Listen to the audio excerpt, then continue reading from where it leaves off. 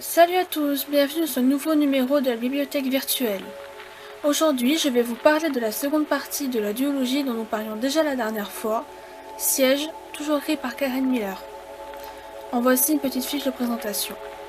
Année de sortie 2010, éditeur français Fleuve Noir, nombre de pages 503, nombre de chapitres 21 plus un épilogue.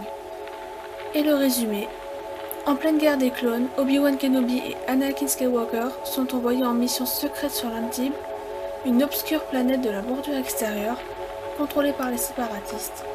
Pourchassés par le général Lockdurd et son armée droïde, les Jedi sont obligés d'abandonner leur véhicule et finissent par trouver refuge dans un village isolé.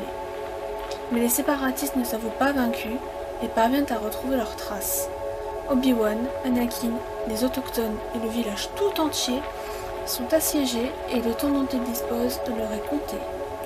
Alors que sur Coruscant, le pouvoir politique et l'ordre Jedi peinent à organiser une mission de sauvetage efficace. Second tome de la duologie, Siège est beaucoup plus mature et réfléchi que son prédécesseur, Infiltré. On voit là la vraie nature effrayante de Dark Sidious. Le Sith nous apparaît encore plus froid, calculateur, menteur et manipulateur que dans les films. Nos héros sur l'Antibes révèlent des faiblesses et nous prouvent qu'ils ne sont pas surhumains.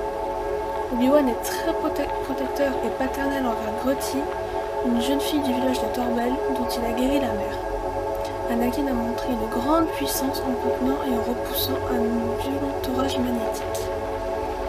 Comme tout est bien qui finit bien, attention spoilers! Les deux Jedi sont tirés d'affaire en partie grâce à l'intervention inattendue de Taria Damsin, une ex-petite amie d'Obi-Wan, le vilain cachotier.